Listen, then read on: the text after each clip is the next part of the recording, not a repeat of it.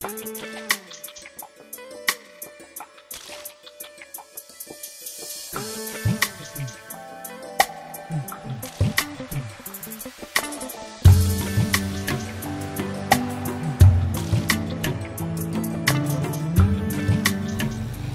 guys, this is Ashish and welcome to AB Ventures. Hope you guys are doing fine. तो अभी कुछ time पहले मैंने अपने चैनल पे एक वीडियो अपलोड किया था on how to drive long distance, highways के ऊपर दूर दूर तक कैसे जाएं। उस वीडियो के ऊपर मुझे काफ़ी अच्छा रिस्पांस मिला and I want to thank you guys for that. और साथ ही साथ लोगों ने एक दूसरे टॉपिक पे भी इंटरेस्ट दिखाया on how to drive on mountains, जो पहाड़ी रास्ते आते हैं उसके ऊपर कैसे चलाई जाए। ऑब्वियसली पहाड़ों पे गाड़ी चलाना प्लेन्स पे गाड़ी चलाने से पूरी तरह से अलग है, ज़्यादा मुश्किल है और थोड़ा ज़्यादा ट्रिकी होता है। लेकिन अगर कुछ सिंपल बातों का ध्यान रखा जाए तो आप पहाड़ों पे भी ड्राइव करने में एक्सपर्ट बन सकते हो। अपने बारे में कहूँ तो मुझे पहाड़ों पे ड्राइव करते हुए ऑलमोस्ट 20 साल हो गए हैं। मोस्टली मैं अपनी फैमिली के साथ ट्रैवल करता हूँ और हम लोग ऑलमोस्ट पूरा हिमाचल उत्तराखंड कवर कर चुके हैं, including some of the high mountain passes, Rohtang, Kunzum, Chanshal pass and one of the most difficult and my favourite Sach pass. In fact अगर आप मेरी चैनल पे देखोगे तो मोस्टली आपको वीडियो जो है वो पहाड़ों के ही मिलेंगे। Okay, so just to clarify, ये वीडियो उन लोगों के लिए है जिन्होंने अभी अभी पहाड़ों पर ड्राइव करना शुरू किया है या जो फिर सीखना चाहते हैं। जो लोग ऑलरेडी एक्सपर्ट हैं उन्हें मोस्टली ये सब पॉइंट्स पता होंगे, ये सारी बातें उन्हें पता होंगी। लेकिन फिर भी अगर आपका कोई अपना एक्सपर्ट ओपिनियन है या कोई बात अगर आप शेयर करना चाहते हो तो you are most welcome to give your inputs in the comment section. Video पसंद आए तो प्लीज़ लाइक कर देना, चैनल सब्सक्राइब कर देना अगर अभी तक नहीं किया है तो, and do follow me on Instagram @AshishBhatiya Ventures। इस वीडियो से कोई चमत्कार नहीं होने वाला, आपको थोड़ा टाइम और एक्सपीरियंस लगेगा एक्सपर्ट बनने में, लेकिन अगर आप इन बातों का ध्यान रखोगे तो this is going to help you on the mountains और होपफुली आपका ट्रिप जो है बहुत ज़्यादा सेफ और इन्जॉयबल रहेगा।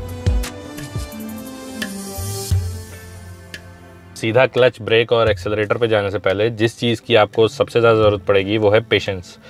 पहाड़ों पे सड़कें जनरली संकरी होती हैं और करवी होती हैं, और ऐसे में अगर आप किसी के साथ ज़िद में आ जाओ या कंपटीशन में आ जाओ तो एक तरफ खाई है, एक तरफ चट्टान है, सोच लो क्या होने वाला है। टर्न्स के ऊपर आगे क्या है किसी को नहीं पता। ऐसे में किसी ब्लाइंड टर्न पे अगर आप किसी ट्रक को या बस को ओवरटेक करते हो, सामने से अचानक कोई आ जाए तो एक्सीडेंट होने का फुल चांस है। सो थोड़ा पेशेंस के साथ कार चलाओ, जब तक उतना रास्ता जो कि आपको ओवरटेक करने के लिए लगेगा वो पूरा आपको साफ और खाली ना दिखे, चुपचाप पीछे पीछे चलते रहो।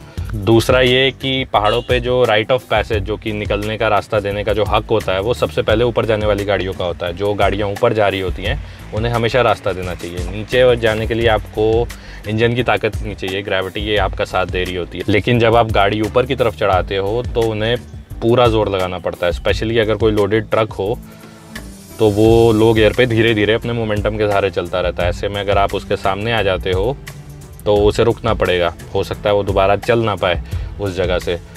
ऐसे में जाम लग सकता है या हो सकता है कोई एक्सीडेंट भी हो जाए। सो हमेशा अपना दिमाग ठंडा रखो पहाड़ों पे, और अपने अंदर का जो विंड डीजल है उसको घर पे छोड़ के आओ।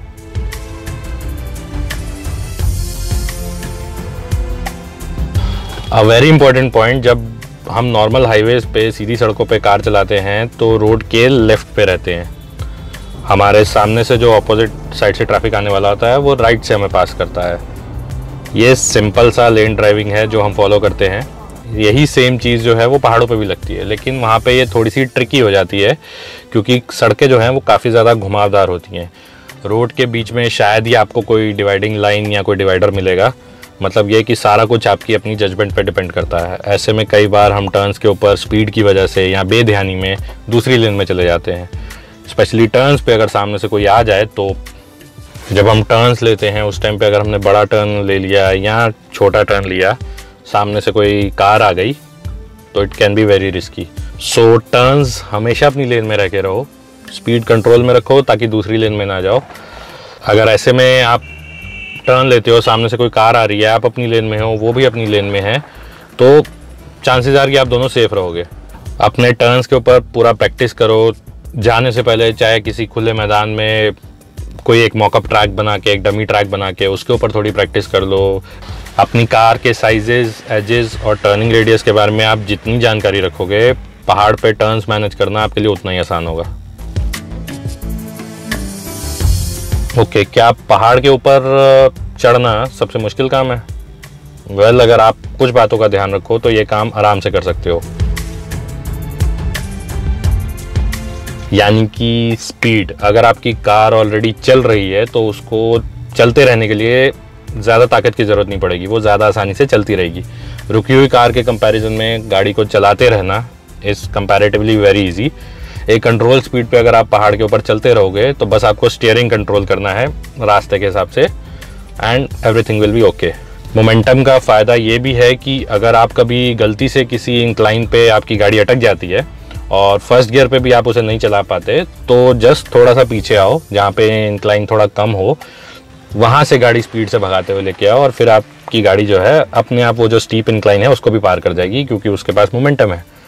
जस्ट रिमेंबर कि every time you are going uphill, momentum is your friend. अगर कार को नुकसान पहुंचाए बिना ऊपर चढ़ना है तो right gear selection is a must. आजकल मोस्टली गाड़ियों में जो होता है एक टेकोमीटर होता है, जस्ट सी हियर, ये इंजन का आरपीएम बताता है और आपकी राइट गियर सिलेक्शन में मदद कर सकता है। जो लोग एक्सपर्ट हैं वो इंजन की आवाज़ से गाड़ी की स्पीड से आइडिया लगा लेते हैं कि कब गियर बदलना है, लेकिन जिनको आइडिया नहीं है उनके लिए ये टेकोमीटर काफ़ी हेल्प कर सकता है। बेसिकली अगर आपको लगे कि आप किसी एक गियर में चल रहे हो लेकिन इंजन से पावर कम होती जा रही है और अगर आप अपने टेकोमीटर की तरफ देखो और इंजन का आरपीएम भी डाउन हो रहा है तो it's time to gear down. मतलब कि अगर आप थर्ड गियर पे हो तो सेकंड पे आ जाओ, सेकंड पे हो तो फर्स्ट में आ जाओ। जैसे ही आप गियर नीचे करोगे आपकी कार को फुल पावर मिलेगी। सेम वे अगर इंजन आरपीएम बहुत ज़्यादा बढ़ जाए तो it's time to gear up, ऊपर का गियर ले लो ताकि इंजन की आवाज़ भी कम हो जाए और इंजन गर्म होकर डैमेज भी ना हो। ये सबसे ट्रिकी काम होता है, स्पेशली जो अभी अभी गाड़ी चलाना सीखे हैं उनके लिए, कि अगर गाड़ी रुक गई है किसी चढ़ाई पे तो आप उसे ऊपर कैसे चढ़ाओगे। मोमेंटम ब्रेक हो चुका है और आपको फर्स्ट गियर से दोबारा से शुरू करना है। अब प्रैक्टिस हो तो आप जल्दी से जो है ब्रेक छोड़ के एक्सीलेटर दबा के क्लच छोड़ के आगे चल सकते हो, लेकिन अगर आप इतने एक्सपर्ट नहीं हो तो क्या करोगे। इसका एक सिंपल सा तरीका है, just use your hand brake. ये आपकी दूसरी ब्रेक है। जब आप रुक जाओ तो हैंड ब्रेक खींचो, अपना पैर ब्रेक से हटाओ, एक्सीलरेटर पे वो रखो और जब आपको चलना हो तो उस टाइम पे एक्सीलरेटर दबाओ, क्लच छोड़ो और हल्के से हैंड ब्रेक को नीचे कर दो।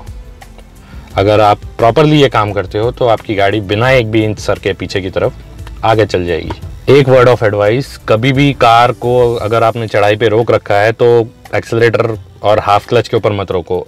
आपकी कार का जो क्लच प्लेट है वो घिसना शुरू हो जाएगा और हो सकता है कि गर्म होकर डैमेज भी हो जाए। और हाँ, जब कहीं ट्रैफिक में रुको, ट्रैफिक जाम लगाओ या सामने कोई और गाड़ी खड़ी हो तो उससे थोड़ा सा गैप मेंटेन करके रखो ताकि अगर चलते टाइम वो थोड़ा पीछे आए तो आपके साथ टक्कर ना हो। जितना क्रिटिकल ऊपर जाना है उतना ही इम्पोर्टेंट शराफत से सेफ्टी के साथ नीचे भी आना है। Well coming down, momentum is not your friend. नीचे उतरते टाइम मोमेंटम आपके लिए, अगर आपने कार न्यूट्रल कर दी और ग्रेविटी के सहारे नीचे जाने दी तो धीरे धीरे वो इतनी स्पीड पकड़ लेगी कि हो सकता है कि उसको कंट्रोल करना मुश्किल हो जाए। ग्रेविटी का एक एक्सेलरेटिंग इफेक्ट होता है, this can be very risky. So हमेशा अपनी स्पीड को कंट्रोल में रखो ताकि ज़रूरत पड़े तो ब्रेक लगा के गाड़ी रोक सको। कई लोगों के दिमाग में हो सकता है ये परसेप्शन हो कि अगर आप ढलान से नीचे उतर रहे हो तो गाड़ी का इंजन बंद कर दो, न्यूट्रल पे छोड़ दो तो you can save some fuel. ऐसे पेट्रोल बचता नहीं है। रियलिटी इससे बहुत अलग है। आजकल की गाड़ियों में 90% जो सिस्टम्स हैं वो इंजन से कनेक्टेड होते हैं। आपकी कार में लगा हुआ पावर स्टीयरिंग, आपकी ब्रेक्स वो वैक्यूम असिस्टेंट होती है, सब कुछ इंजन से चल रहा होता है। यानी अगर आपने इंजन बंद कर दिया तो ना तो प्रॉपर्ली टर्न ले पाओगे ना ही प्रॉपर्ली ब्रेक्स लगेंगी। मतलब जिन दो चीज़ों की आपको सबसे ज़्यादा पहाड़ पे नीचे उतरते टाइम ज़रूरत पड़ेगी वो दोनों ही आपका साथ नहीं देंगी। अगर आपने इंजन स्टार्ट भी रखा है लेकिन अगर आप न्यूट्रल में रख के गाड़ी को नीचे उतार रहे हो तो मतलब सारा का सारा लोड जो है वो आपकी ब्रेक्स पे आ रहा है। स्पीड पूरी कंट्रोल आपकी ब्रेक्स की वजह से हो रही है। मतलब कि कॉन्टीन्यूसली अगर आप ढलान पे नीचे उतर रहे हो तो आपकी जो ब्रेक्स हैं वो हीट अप हो जाएंगी और हो सकता है कि वो इतनी ज़्यादा हीट अप हो जाएं कि उनसे जलने की स्मेल आने लग जाए या फिर ब्रेक्स फेल भी हो सकती हैं। इसकी जगह पे use engine braking. Engine braking is a simple concept जिसमें कि आप जो है स्पीड के हिसाब से अपनी कार को गियर में रख के क्लच छोड़ दो, तो इंजन जो है वो खुद गाड़ी की स्पीड को कंट्रोल में रखता है, ज़्यादा आउट ऑफ कंट्रोल जाने नहीं देता। इंजन की मूवमेंट जो है वो गाड़ी को कंट्रोल में रखती है। इसकी वजह से आपकी ब्रेक्स के ऊपर फालतू का स्ट्रेस नहीं आएगा और वो ओवरहीट नहीं होंगी, और आपकी कार भी एक कंट्रोल्ड स्पीड में रहेगी। जब ज़रूरत पड़े ब्रेक लगाओ, गाड़ी रोक दो। इन सब के अलावा कुछ इंपॉर्टेंट पॉइंट्स हैं जो अगर आप पहाड़ों पे ध्यान रखो तो you will be perfectly safe. Unlike cities, पहाड़ों पे हॉर्न बजाने में कंजूसी मत करो। अगर आप किसी टर्न पे हो और आने वाले ट्रैफिक को वार्न करना है तो यूज़ योर हॉर्न। सामने वाले ट्रैफिक को पता चल जाएगा, they will be cautious, you will be cautious, तो hopefully things will be safe. जहाँ तक हो सके keep your lights dimmed. High beam सामने वाले की आंख में लगती है और ये उसके लिए और आपके लिए, दोनों के लिए बहुत ज़्यादा रिस्की है। कभी खाई के एक एज के पास या फिर कच्चे पत्थरों के नीचे पार्क मत करो। हो सकता है कोई पत्थर वत्थर गिर जाए, आपको या आपकी कार को नुकसान हो जाए, तो इस चीज़ से थोड़ा सा कॉशियस रहो कि आप गाड़ी कहाँ खड़ी कर रहे हो। कहीं इंक्लाइन पे अगर पार्क कर रहे हो तो यूज़ योर हैंड ब्रेक्स। पहली चीज़ हैंड ब्रेक यूज़ करो, उसके बाद गाड़ी को फर्स्ट गियर में डाल के छोड़ दो। लेकिन अगर बहुत ज़्यादा देर के लिए छोड़नी है किसी इंक्लाइन के ऊपर कार, तो टायर के नीचे एक बड़ा सा पत्थर लगाओ, कार को न्यूट्रल करके उस पत्थर के ऊपर गाड़ी को टिकाओ, उसके बाद हैंड ब्रेक खींचो और उसके बाद गियर में डाल दो। आपके पास 3 चीज़ें होंगी जो आपकी गाड़ी को सरकने से रोकेंगी। इससे ना तो आपकी गियर बॉक्स पे असर पड़ेगा फालतू का, और ना ही आपकी ब्रेक्स के ऊपर स्ट्रेस आएगा। अगर आप एसी स्विच ऑफ कर दोगे तो जितना लोड इंजन का जो था वो एसी चलाने में लग रहा था वो सब आपके पहियों पे ट्रांसफ़र हो जाएगा और आपको एक्स्ट्रा पावर मिलेगी to climb that incline. Very important point जो कि आपको गूगल मैप्स भी धोखा दे सकता है और शायद आपकी अपनी जजमेंट भी आपको धोखा दे जाए। पहाड़ों पे टाइम हमेशा ज़्यादा लगता है। अगर आपकी प्लेन्स पे जो एवरेज है वो 50-55 की आ रही है, तो हो सकता है पहाड़ पे 20-25-30 के आसपास आए, उससे ज़्यादा नहीं मिलेगी।